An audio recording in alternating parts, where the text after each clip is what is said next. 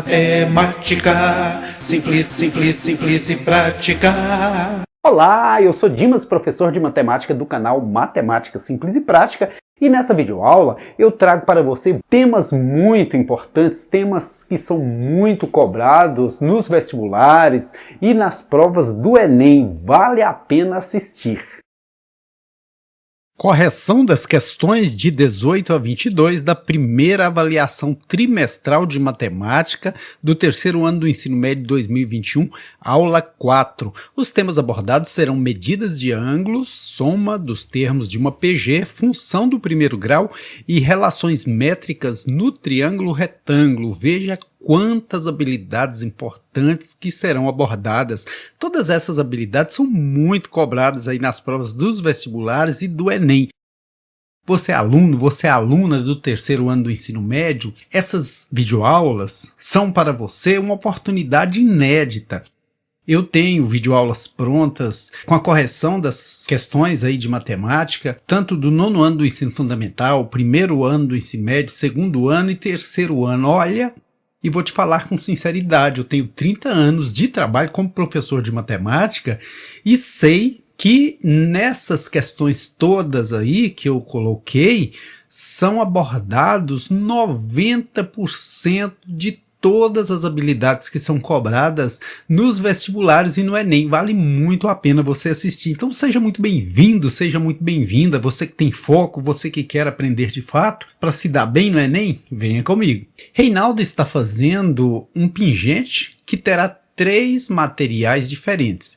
Para fazê-lo, Reinaldo utilizou 2 círculos, um com o dobro do raio do outro e os posicionou um sobre o outro, alinhando-os pelo contorno. Em seguida, ele irá fazer um contorno para fixar uma pedra. A figura abaixo apresenta os círculos de centros P e R da maneira como foram posicionadas e as linhas tracejadas onde Reinaldo fará o corte.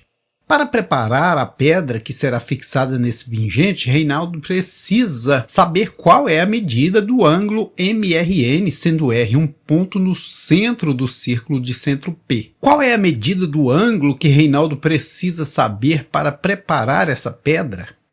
Olha que maravilha, né? Que problema bem elaborado. Primeiro, ele quer saber esse ângulo aqui, MRV. Sai do M, vai no R, vai no V. Esse ângulo aqui. Como fazer para chegar nele? Você tem aqui um norte, que é a medida desse ângulo aqui, que é 80 graus. Imaginando que a gente possa dividir esse aqui ao centro e formar 2 triângulos isósceles. O que são triângulos isósceles? São triângulos que possuem 2 lados congruentes, com a mesma medida. Mas como eu posso falar que esses triângulos são isósceles? Baseado em quê? Baseado no fato que esse segmento de reta é o raio desse círculo, esse segmento de reta também é o raio, então ambos têm a mesma medida, são congruentes, logo esse triângulo é isósceles, tem 2 lados iguais, portanto tem 2 ângulos iguais. Mas se eu for completar esse círculo, soma 360 graus. Então de 80 falta quanto? 240. Coloco 140 aqui, coloco 140 aqui. Formou 360 graus, olha, 140, 280, 360. Como esse canal é matemática simples e prática, vamos à prática. Observe aqui na prática que a soma dos ângulos de qualquer triângulo é 180 graus. Vou colorir aqui cada um dos ângulos do triângulo, olha, recortar esses ângulos e juntá-los novamente. Veja que formou um semicírculo, ou seja, metade de um círculo. O círculo completo é 360 graus, a metade é 180. Então aqui eu provo que a soma dos ângulos internos de qualquer triângulo é 180 graus. Como você viu aí na prática, a soma dos ângulos internos de qualquer triângulo é 180 graus. E desse não seria diferente. Como tem 140 aqui, eu posso dizer que esse mede 20 e esse mede 20, assim 140, 160, 180. O mesmo eu posso dizer, aqui mede 20 e aqui mede 20. Com isso eu posso constatar que o ângulo MRV, que é esse bonitão aqui, que está dividido em uma partezinha amarela e outra verde, mede 40 graus. Alternativa correta, letra B, de bom dia se você estiver assistindo de manhã, boa tarde se você estiver assistindo à tarde, boa noite se você estiver assistindo à noite. Então, alternativa correta, letra B, de bons estudos. Agora eu vou mostrar para você como resolver uma questão envolvendo progressão geométrica. Progressão geométrica é um tema muito cobrado aí nas provas de vestibulares, nas provas do Enem. Um produtor rural começou uma lavoura de café e na primeira semana após o plantio, sua plantação foi atingida por uma praga de maneira que 10 mudas adoeceram. Essas 10 mudas vão ser a perdição, né? Na segunda semana foram detectadas outras 20 mudas doentes, na terceira semana outras 40 mudas e assim sucessivamente em progressão geométrica, até que na 10ª semana sua plantação foi totalmente tomada pela praga. Que pena, hein? De acordo com essas afirmações, quantas mudas de café foram detectadas com a doença na 10ª semana após o plantio?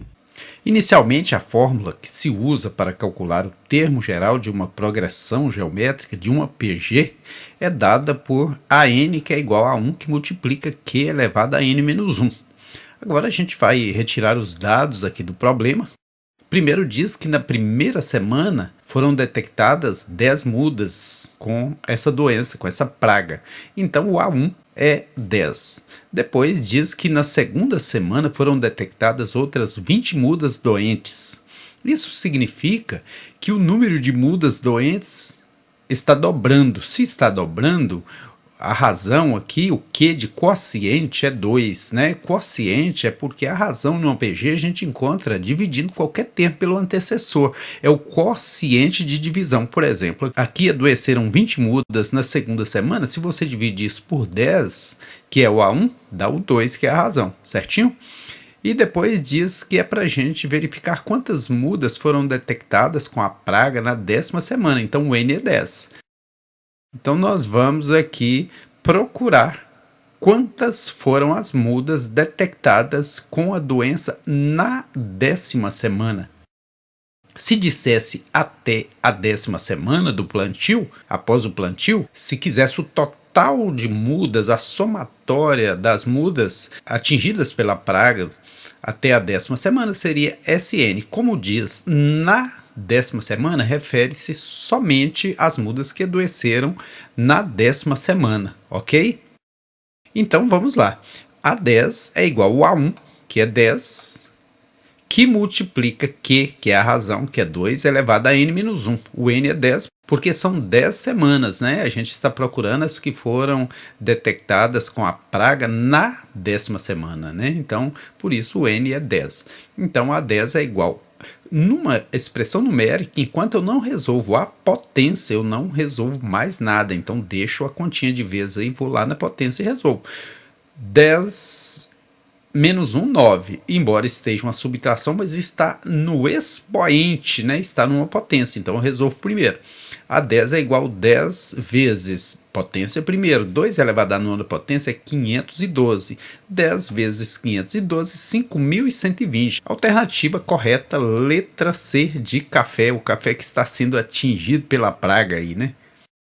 A questão número 20 diz o seguinte: observe a operação no quadro ao lado. Aqui tem raiz quadrada de 98. O valor dessa operação é um número compreendido entre os números inteiros. Quais deles aqui? Olha, tem um método aqui que é papum. Fácil, né? É você comparar que a raiz quadrada de 81, que está um pouquinho antes de 98, é a inferior, que é a exata, né? Ela é menor do que a raiz de 98. Veja que a raiz exata inferior a 98 é a raiz de 81, que dá 9. Acima, maior que a raiz de 88, a próxima raiz exata é a raiz de 100, que é 10. Então esse número está entre 9 e 10 assim. A alternativa correta é a letra D, de Dimas.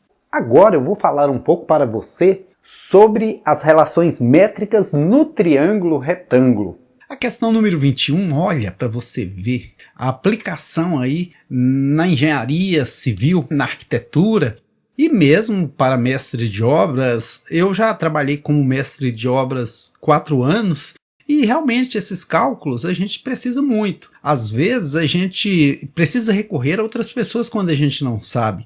Eu lembro que na época que eu fui encarregado de obras, me incumbiram de construir uma caixa d'água de 45 mil litros e eu fiz os cálculos e foi beleza, me serviu muito. Teve um período que eu trabalhava durante o dia como encarregado de obras e à noite como professor e foi muito bacana, gostei também muito. E olha para você ver que coincidência, né? Eu trabalhei de pedreiro 9 anos, trabalhei de encarregado de obras 4 anos e hoje minha filha é estudante de arquitetura, está quase formando, já está pegando projeto e fazendo, e eu vejo ela deparando com esses cálculos aí com frequência. Então é muito útil, isso aqui é aplicável na prática, né? Treliças são elementos estruturais comumente utilizados na construção civil. Joaquim está construindo um galpão em seu sítio e fez o esboço abaixo para fabricar em ferro uma dessas treliças para o suporte do telhado do galpão. Está aqui à frente do telhado do galpão aí do Joaquim. Quantos metros deverá ter o comprimento de cada escora dessa treliça? Aqui estão as escoras.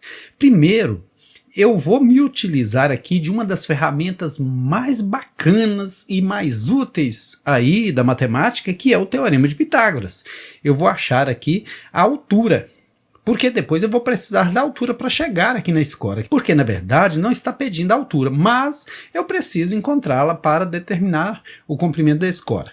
Aqui eu vou usar o Teorema de Pitágoras. Eu pego os catetinhos eleva ao quadrado, H2, e esse que mede 3,2, e igualo isso à hipotenusa. Teorema de Pitágoras diz que o quadrado dos catetos tem que equilibrar com o quadrado da hipotenusa. Né? Os catetos são os lados pequenos, a hipotenusa é o lado grande.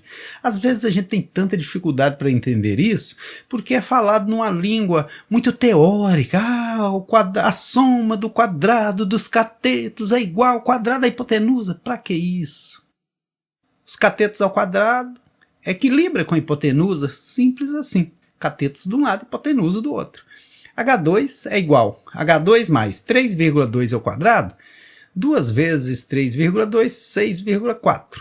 3 vezes 3,2, 9,6. Somando aqui, 6, 6, 12, eleva 1. 2 casas após a vírgula, 2 casinhas após a vírgula, 10,24 é igual a 16. Isolando o H2 aí, nós ainda estamos em quarentena, é igual a 16 menos 10,24, que dá quanto? Vamos ver aqui, que dá exatamente 5,76. Radiciação anula a potenciação, o H fica limpinho do jeito que eu quero. Mas e quanto que é a raiz quadrada de 5,76? É algo maior que 2, como tem que terminar em 6, 4 vezes 4, 16, 2,4. Vamos tentar. 4 vezes 4, 16, elevamos 1. 4 vezes 2, 8 e 1, 9. 2 vezes 24, 48. Somando, 9, 8, 17, eleva 1 com 4, 5. 2 casas após a vírgula. 5,76. Então é porque a raiz quadrada de 5,76 é 2,4. Então vamos anotar que a altura é 2,4. E agora, meu amigo, meu irmão, minha amiga, minha irmã, é que chegou a hora da onça beber água. Como descobrir o valor dessa escora? Embora eu tenha aqui um triângulo retângulo, eu não tenho o valor dessa parte e nem dessa. Vai me faltar 2 partes e eu não posso trabalhar assim. Eu só posso trabalhar quando falta uma parte só. Então o que nós vamos fazer? Nós vamos recorrer aqui à ajuda das relações métricas no triângulo retângulo. Tem muito mais coisa além do Teorema de Pitágoras que a gente pode explorar em um triângulo retângulo. Na verdade, você não precisa decorar essa fórmula ELDA toda. Eu vou trazer todas para você aqui, olha. Imaginemos que seja esse triângulo. Eu vou virar com a hipotenusa para baixo aqui, ó, só para facilitar o entendimento. Tem a primeira relação que diz o seguinte: A vezes H é igual a B vezes C. A hipotenusa vezes a altura é igual a um lado vezes o outro. Tem a segunda afirmação que diz que A ao quadrado é B ao quadrado mais C ao quadrado. É o que a gente acabou de usar aqui, Teorema de Pitágoras. Tem outra relação que diz que H ao quadrado é igual a M vezes N. Significa que a altura ao quadrado é uma projeção vezes a outra, que não nos interessa porque a gente não tem as projeções. Também tem uma que diz que B ao quadrado é igual a vezes N. Esse B ao quadrado é igual a A, que é o todo vezes N. E esse C ao quadrado é igual ao A, que é o todo vezes a projeção dele, que é o M. Mas só nos interessa a primeira. Por quê? Porque nós temos o valor da hipotenusa, que seria o A, nós temos o valor dos dois catetos, que são o B e o C, e só nos falta o H, que aqui no caso vai funcionar como a escora. Então o que eu vou fazer? Eu vou imaginar esse triângulo aqui usando essa formulazinha. O que é o A? Esse lado grandão aqui que mede 4. Olha, esse lado grandão, tá vendo? A hipotenusa. É vezes H. No caso aqui, o nosso H, o que a gente procura aqui é a escora. Embora a gente tenha posto H aqui, mas é porque esse é um outro triângulo, né? Um triângulo que eu estou considerando esse ângulo reto nele.